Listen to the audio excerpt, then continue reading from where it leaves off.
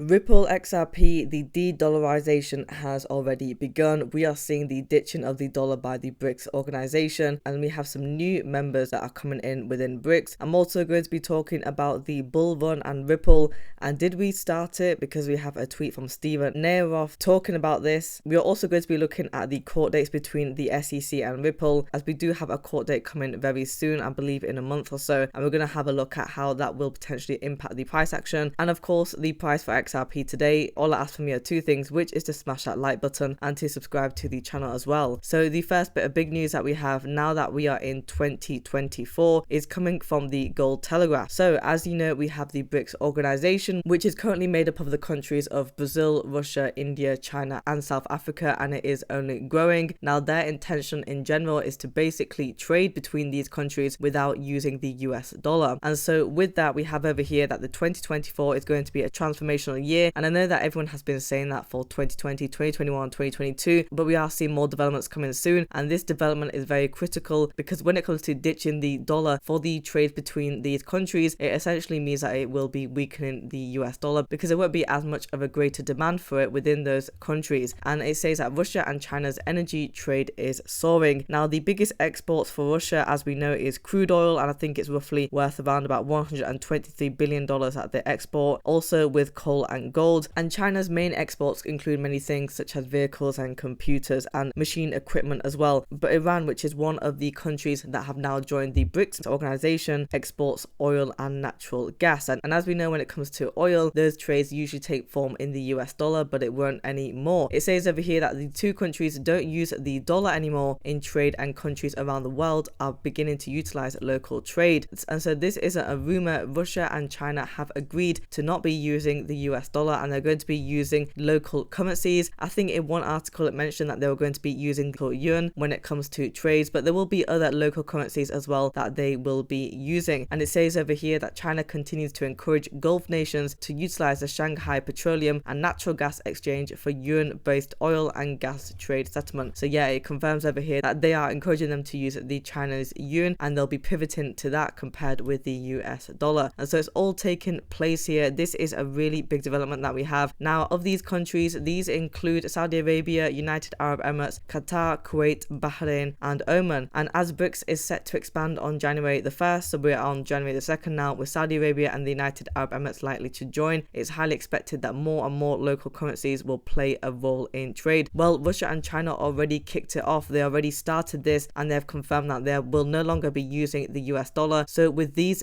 big two countries that export a lot of these goods and commodities, I definitely think that it is only going to be having a snowball effect. It says that China said in August that BRICS members should study local currency cooperation payment tools and platforms and promote local currency settlement, and members should strengthen cross-border payment cooperation. And as we know, when it comes to cross-border payments in cryptocurrency, who are the players that we are currently looking at? Well, we have Stellar XLM, but also we have Ripple XRP that will be looking at cross-border payments, and we'll also be looking at international money transfers. And we have over here in August, Saudi Arabia's foreign minister also commented that the kingdom is the largest BRICS trading partner in the Middle East in total bilateral trade, with the countries of the group exceeding $160 billion in 2022. Brings us back to the issue of the petrodollar and its impact on the United States. Again, as we know, with Saudi Arabia, their largest export is obviously oil, and when it comes to their trade, it is usually in the form of the US dollar. But if they ditch that, then it will be in a local currency, and it will definitely cause a massive negative effect on the dollar in general. And it says that as Saudi Arabia prepares to join BRICS in a few days, so it's still not yet confirmed, the influence of the petrodollar may begin to wane gradually, and we are definitely going to see the effects of this because it is only in the beginning. And that Saudi Arabia is China's second largest oil supplier after Russia, and the two countries extensively deepened their ties in 2023, and so it only makes sense that China obviously wants Saudi Arabia to be on board and to be able to trade in that local currency. And also with developments such as your CBDCs, like with the digital yuan, we should also be able to see that as well. And in early 2023, Saudi Arabia said that the country was open to discussions about trade in currencies other than the US dollar, so we already know that they are considering it, and so this is definitely going to have a massive effect. Now, the next piece of news that we have over here is that somebody asked Steven Neyeraoff if he thinks that XRP is going to shine in this bull market. So as we know, we have quite a few catalysts happening for this year, with the ETF approvals in only 8 days now just being one of them. However, could we potentially actually see XRP running in this bull market? And Steven replies over here saying that yes, arguably Ripple's legal victory started this bull run. It's a catch-up time from the last bull run, and the last bull run that we had was back in 2021. I think our all-time high was at $3.84, and it's very important to mention that XRP is the only cryptocurrency that has legal clarity compared to the other crypto coins. And whilst the coin may still be stagnant compared to other coins that we've seen rally up,